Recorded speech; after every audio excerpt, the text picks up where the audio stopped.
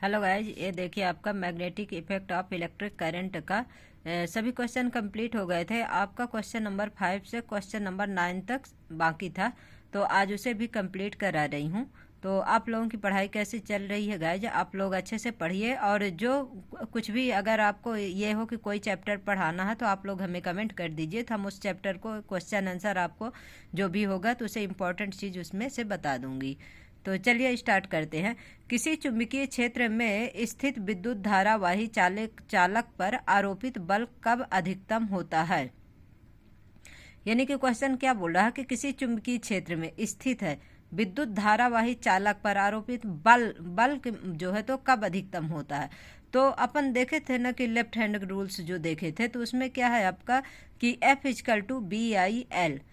आपका एफ क्या है? आपका बल है। बी क्या है? आपका चुंबकीय क्षेत्र है। आई क्या है? धारा है। एल क्या है? लंबाई है। तो फ्लेमिंग का बाएं हाथ का नियम जो पढ़े थे उसी के ऊपर जो है ये क्वेश्चन जो है तो लागू हो रहा है। तो किसी चुंबकीय क्षेत्र में स्थित धारावाही चालक पर आरोपित बल तब अधिकतम होता है जब चालक में बहने वाली विद्युत धारा आई की दिशा चुंबकीय क्षेत्र बी की दिशा के लंबवत यानी कि परपेंडिकुलर होती है, यानी उसके बीच का कोण 90 डिग्री होता है। ऐसे में बल का सूत्र F=BI/L, जहाँ थीटा बराबर क्या होता है 90 डिग्री होता है और बल का मान सबसे ज़्यादा होता है। यानी कि आप जो देखिए, आप अपने लेफ्ट हैंड के रूल से जो है तो अपना लेफ्ट हैंड उसी तरह से करिए। देखिए अंगूठा जो है तो क्या है, बल की दिशा बता रहा है, और आपकी जो मिड वाली जो उंगली है वो किसके जो है तो चुंबकीय क्षेत्र बता रही है, और जो मध्यमा है, मध्यमा क्या बता रहा है आपका जो है तो धारा बता रहा है। इस प्रकार से जो है तो ये तीनों उंगलियां जो है तो एक क्या बल और एक चुंबकीय क्षेत्र और एक क्या है आपका धारा बता रही है।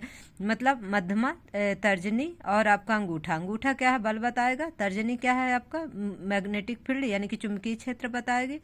और आपको मध्यमा क्या बताएगी? मध्यमा जो मिड फिंगर है आपकी, तो ये धारा की दिशा बताएगी। तो कब इसमें अधिकतम बल होता है? देखिए जब ये लंबवत यानी कि बी यानी कि आपकी जो आई जो दिशा है और बी है, दोनों क्या है जब परपेंडिकुलर होते हैं तब उनके बीच का कोण क्या है अधिकतम होता है, और उनके में बल का मान क्या है अधिकतम होता है। तो इसका फार्मूला क्या है? F=BI/L sin थीटा होता है। क्वेश्चन नंबर 6 देखिएगा।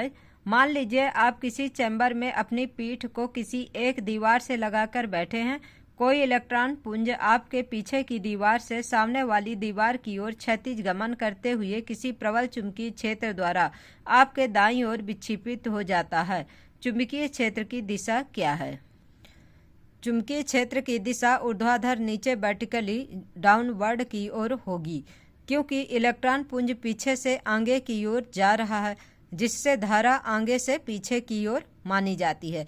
अपन इलेक्ट्रिसिटी चैप्टर में पढ़े थे ना कि इलेक्ट्रॉन जिस तरफ से गमन करता है उसी तरफ से जो धारा है तो नहीं प्रवाहित होती। जिधर से इलेक्ट्रॉन मान लीजिए लेफ्ट से राइट जा रहा है तो करंट आपका राइट से लेफ्ट गमन करेगी, उसी प्रकार से इसमें होगा।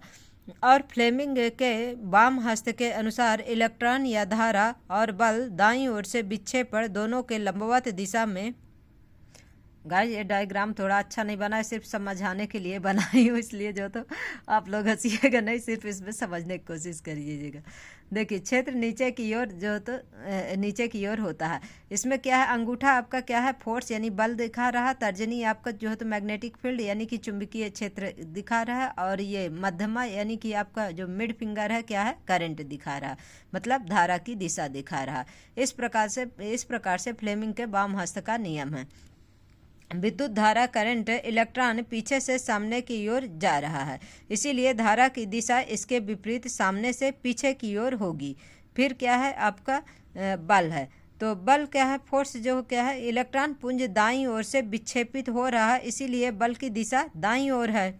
फिर चुंबकीय क्षेत्र फ्लेमिंग के वाम हस्त नियम के अनुसार जब मध्यमा धारा सामने से पीछे की ओर और अंगूठा बल दाईं ओर हो तो तर्जनी चुंबकीय क्षेत्र ऊर्ध्वाधर नीचे की ओर इंगित करती है। फिर देखिए क्वेश्चन नंबर 7 क्या है? निम्नलिखित की दिशा को निर्धारित करने वाला नियम लिखिए। किसी विद्युत धारावाही सीधे चालक के चारों ओर उत्पन्न चुंबकीय क्षेत्र। फिर सेकंड क्या है? किसी चुंबकीय क्षेत्र में क्षेत्र के लंबवत स्थित विद्युत विद्युत धारावाही सीधे चालक पर आरोपित बल हैं। तो क्वेश्चन नंबर 7 का फर्स्ट आंसर क्या है आपका, मैक्सवेल ने दिए थे, जो है तो राइट हैंड थम्स रूल का। तो इसमें क्या है, इस नियम में दक्षिण हस्त अंगुष्ठ का नियम, यदि आप अपने दाहिने हाथ में एक धारावाही चालक को इस प्रकार पकड़ते हैं कि आपका अंगूठा विद्युत धारा करंट की दिशा में हो तो आपकी मुड़ी हुई उंगलियां चुंबकीय क्षेत्र की दिशा को दर्शाती हैं।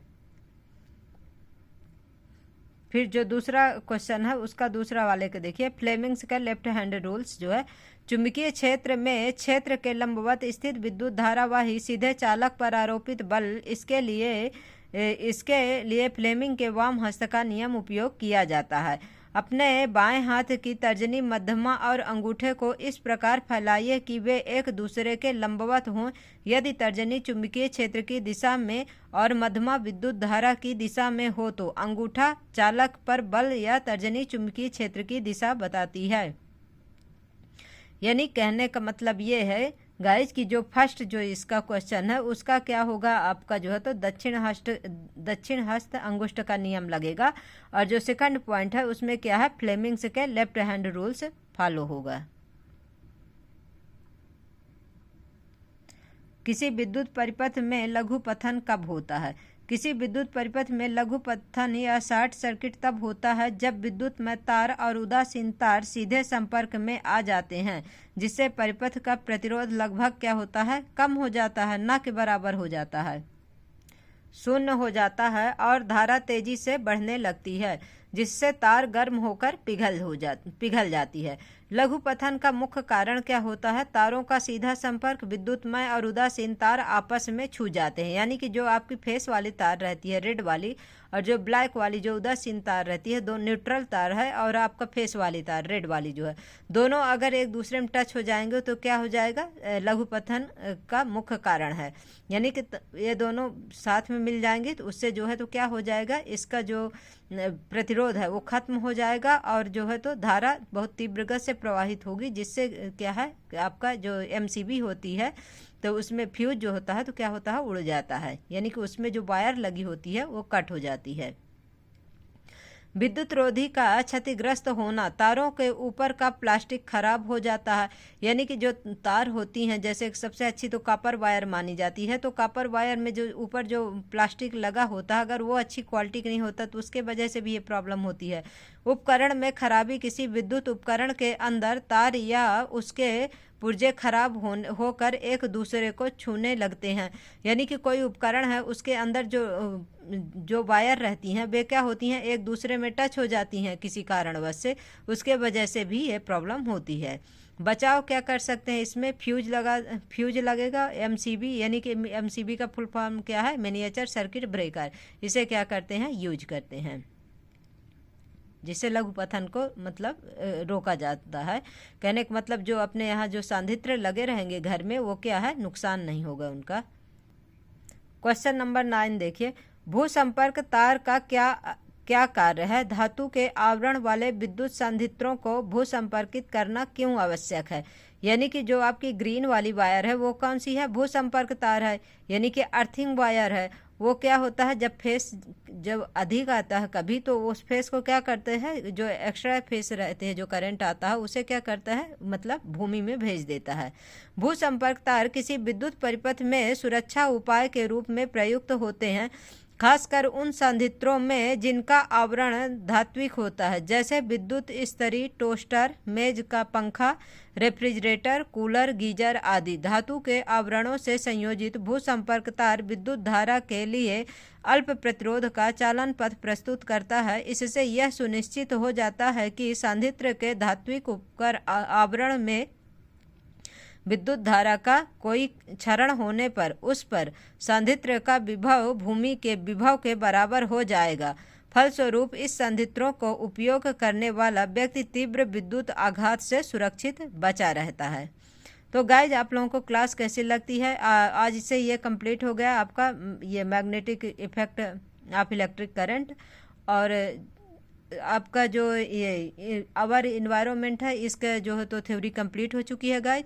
अब इसके क्वेश्चन आंसर करवा दूंगी, आज रिकॉर्डिंग करूंगी, कल शाम तक या परसों मॉर्निंग में आ जाएगी।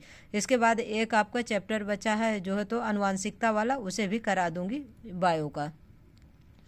और आप लोगों की पढ़ाई तो अच्छी चल रही होगी गाइज, इसलिए कि अब तो एग्ज़ाम आ गए हैं। और कोई भी क्वेश्चन कोई भी सवाल हो आप लोगों को तो आप लोग कमेंट करिए हमें, और आप लोग हमारे क्लास को लाइक किया करिए गाइज, और सब्सक्राइब भी कर लीजिए, बेल आइकन ज़रूर प्रेस कर लीजिए। उससे क्या है, आप लोगों को जब भी वीडियो अपलोड करूँगी तो आप लोगों को नोटिफिकेशन मिलता रहेगा। Thank you so much guys.